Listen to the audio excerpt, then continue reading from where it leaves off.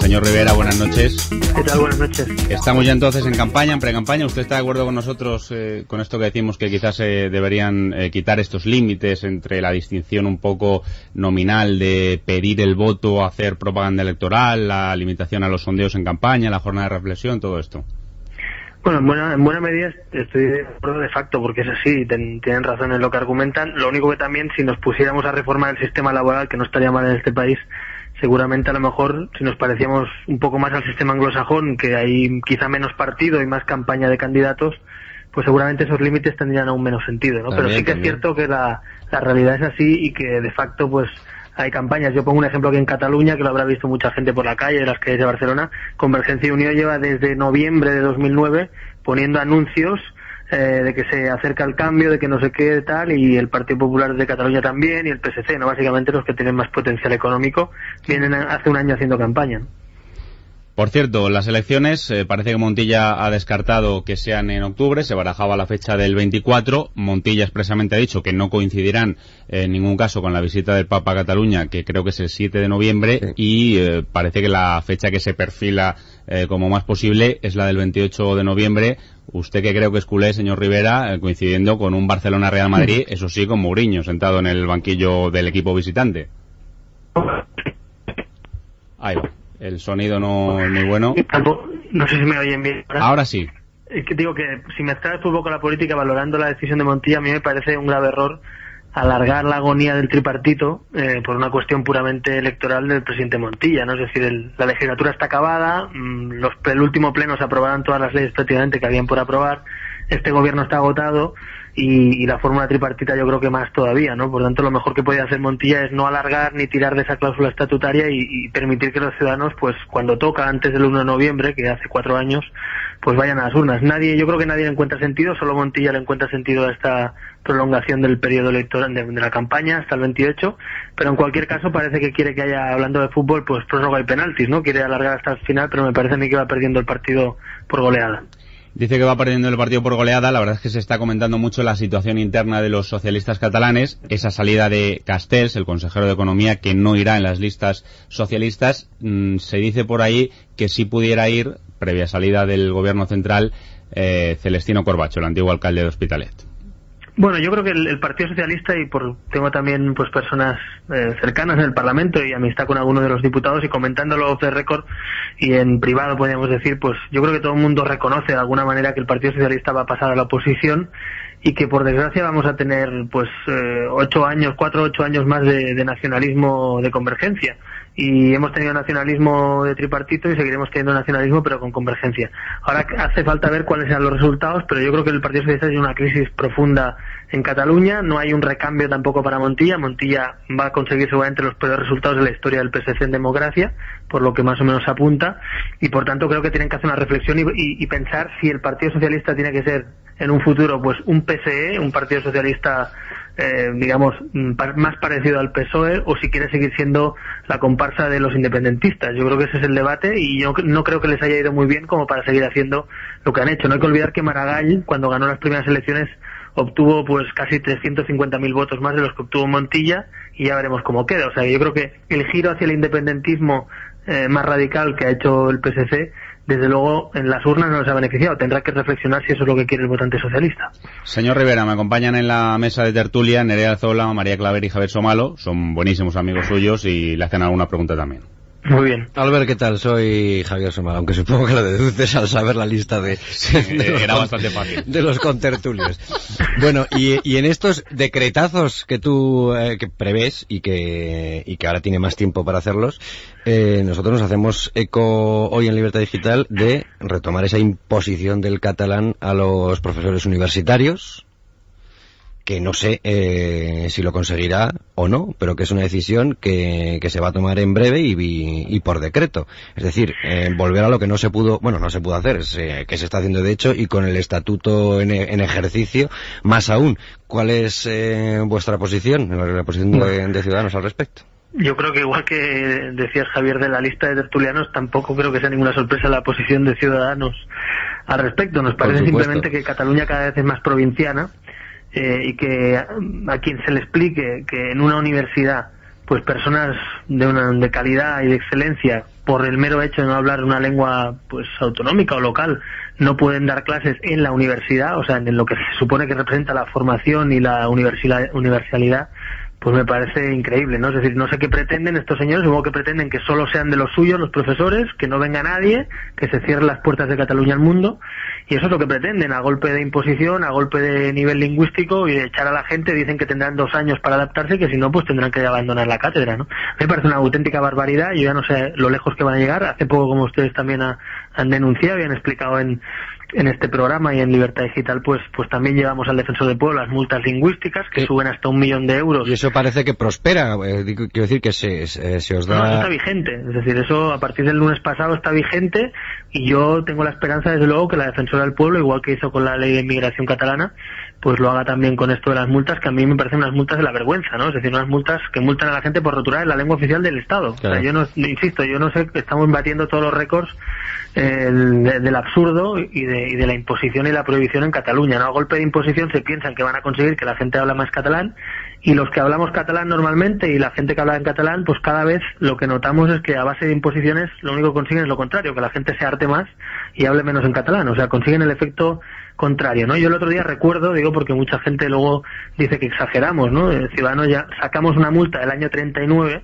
es decir, de cuando el franquismo, cuando acabó la guerra justo y estaban justo después de la victoria, digamos, del bando nacional, y se dictaban sentencias, o en este caso multas, por 10.000 pesetas por no rotular en castellano.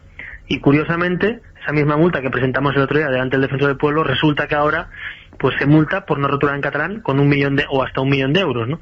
Entonces, esto es lo que está pasando. No les gusta verse, pero están haciendo exactamente la misma política equivocada de uniformidad cultural que se hizo durante la dictadura, y se están convirtiendo pues en sus sucesores. Pero perdón, Albert, Huguet ha dicho que bueno, que esto se entiende fácilmente y que él ya sabe que los españolistas van a poner el grito en el cielo, etcétera, etcétera.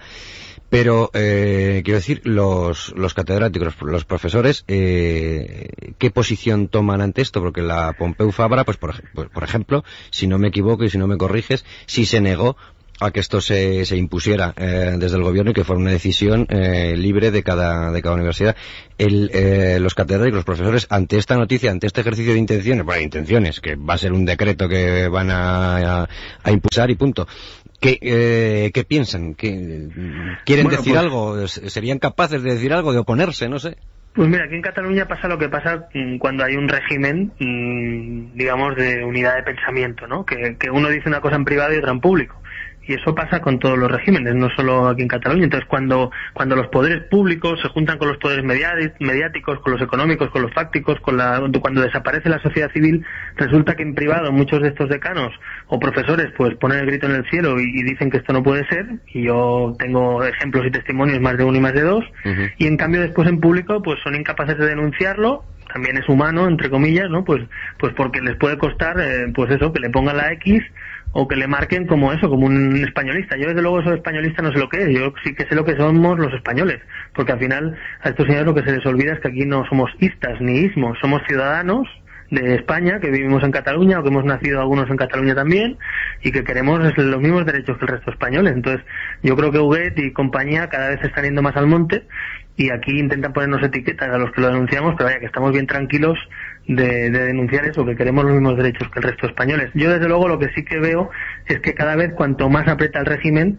cuantas más sanciones hay, cuanto más aprieta, pues hay dos opciones: o callarse y seguir el dictado de lo que dice el poder y la Cataluña oficial, o levantarse un poco, ¿no? Yo creo que sí que es verdad que en los últimos meses quizá los atropellos que están cometiendo por lo menos se ve un poquito más de denuncia, aunque sea pues en ámbitos más reducidos o en internet o en otros ámbitos de cierto hartazgo, ¿no? Ya veremos si eso se traslada o no a que esos partidos pues dejen de tener apoyo, ¿no? Nerea Alzola. Sí, hola Albert, buenas noches. ¿Qué tal, Nerea? me gustaría saber si es el momento adecuado ahora que empieza la carrera electoral por comunidades autónomas y municipios, diputaciones forales, si sería ahora un buen momento para meter mano a las subvenciones a partidos políticos y todo ese dinero derrochado en precampaña electoral. ¿Qué opina Ciudadanos? Bueno, nosotros hemos propuesto, ya lo propusimos en el debate de la ley electoral, que como saben, pues en Cataluña hubo un debate sobre la ley electoral, porque a pesar de que muchos se ponen en la boca cada día pues la autonomía y la nación catalana y todas estas mandangas, pues la realidad es que en Cataluña no hay ley electoral porque a los nacionalistas no les interesa, porque les perjudica, ¿no? Y aquí no hay una ley electoral autonómica a diferencia del resto de comunidades. Pues bien, en ese debate propusimos un recorte de esas subvenciones, un techo electoral, podemos decir, y además pues que fueran proporción a los votos de esos partidos, por tanto una reducción. La realidad, como les decía anteriormente, es que es lo contrario, es decir, estamos viendo que el gasto se mantiene igual, que hay partidos que un año antes ya están haciendo campaña, y nosotros nos parece un poco inmoral, ¿no? O sea, ver cómo se gastan según qué cantidades de dinero, y al final también, ¿por qué no decirlo?, la tentación que pueden tener muchos partidos, pues de los 3%, de los 4%, de los pretorias, de los Gürtels, en fin, yo creo que para precisamente que no haya esas tentaciones y para adecuar la realidad de los partidos políticos y la partitocracia a la economía española y a la decencia, en definitiva, de los ciudadanos españoles, a mí me parece que tendría que plantearse un recorte quizá a nivel nacional y con un pacto que los partidos suscribieran de no superar ciertos techos y de no malgastar o no malbaratar. Hoy en día hay 1000 maneras de hacer campaña por internet, por redes sociales, en la calle de una forma más austera, sin tener que derrochar pues campañas de 30, 40 o 50 millones de euros como algunos se gastan, ¿no? Hablando de derroches y de austeridades, Albert Rivera, sí hemos conocido hoy que el gobierno catalán ha concedido una subvención de 1 millón de euros, no ya a un periódico independentista, sino a un proyecto de periódico independentista que, por supuesto, define Cataluña como nación y que, qué casualidad, podría ver la luz en los próximos meses, coincidiendo con las elecciones. Bueno, esto forma parte del régimen que hablábamos antes, del clientelismo, es decir, cuando uno le da dinero a sus amigos o a los que piensan como ellos para construir un imaginario colectivo o una idea de Cataluña que de momento no es ni mucho menos mayoritaria, que es el independentismo o el soberanismo. En Cataluña no es ninguna novedad. Aquí hemos estado, y ustedes lo saben y también lo han denunciado en muchas ocasiones, que en Cataluña pues se reparten del orden de entre 60 y 70 millones de euros cada año en subvenciones a todos los medios de todos los colores, todo se ha dicho, es decir, desde La Vanguardia al periódico, pasando por el AUI, hasta cualquier suplemento, por el mero hecho de estar en catalán, pues se le subvenciona. Es una forma también de tener contentos a esos medios y cercanos, ¿no?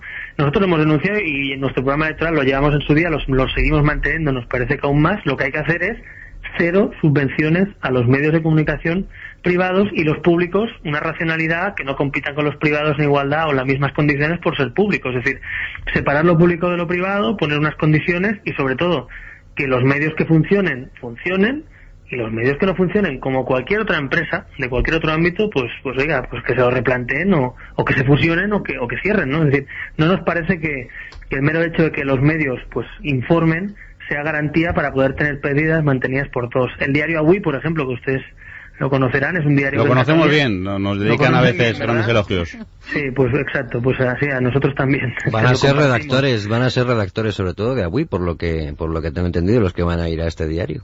Sí, claro. Básicamente ese diario, por lo que yo tengo entendido, es un diario a los que les parece que la UI o que Esquerra Republicana o que CiU pues no son suficientemente independentistas. Es decir, vamos a crear por la derecha, podemos decir, o da igual por la derecha que por la izquierda, más independentismo subvencionado. El problema es que esto lo hace Montilla, ¿no? Es que luego Montilla nos viene a dar lecciones de que se puede crear una fractura social con un referéndum, de que algunos desde Madrid o desde partidos como Ciudadanos o el PP estamos llamando al enfrentamiento, pero ellos se dedican a subvencionar a los que quieren levantar fronteras en este país, dicho así de claro. Entonces a mí no me parece bien, no sé si en Francia o en Estados Unidos, no me lo imagino, que el gobernador de turno le dé dinero a un periódico que tiene como primer fin levantar fronteras dentro de Estados Unidos o Francia. No se me ocurre a mí, no me lo puedo llegar a imaginar, ¿no? Y eso es lo que está pasando aquí, que el independentismo no solo es una opinión política o una ideología, sino que además está primada por el dinero público. Y yo siempre pienso lo mismo, diga, mire, si usted quiere ser independencia me parece muy bien, pero págueselo de su bolsillo, que no lo tengamos que pagar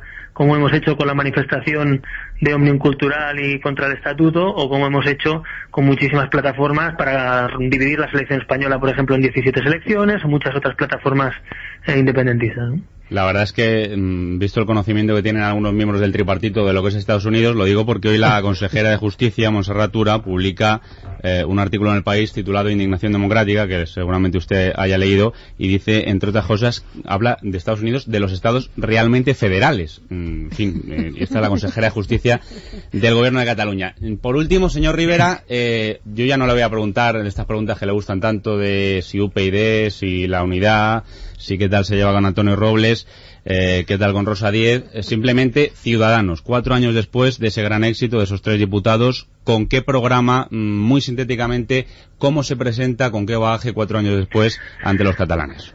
Yo creo que, lamentablemente, si uno coge lo que la hemeroteca del 2006 y la hemeroteca del 2010, no hay que ser, ningún inspector ni ningún detective para ver que Cataluña está peor que hace 4 años y que el nacionalismo ha avanzado más si cabe y se ha radicalizado el mensaje. Es decir, estamos ahora en un debate de si se realiza un referéndum la legislatura que viene. Parece que CiU puede apoyarlo, que Esquerra está convencido de que sí, hay algunos socialistas que van hacia allí, estamos con las multas de 1 millón de euros a la gente en función de la lengua, no se cumplen las sentencias del Tribunal Constitucional, se les llama falangistas a los defensores del pueblo de España, en fin, estamos así, es la realidad, me duele decirlo como catalán, pero es eso. Entonces yo creo que en ese ámbito, Ciudadanos, por suerte, y también hay que decir, de éxitos que tuvimos y de fracasos y errores que hemos cometido, hemos aprendido.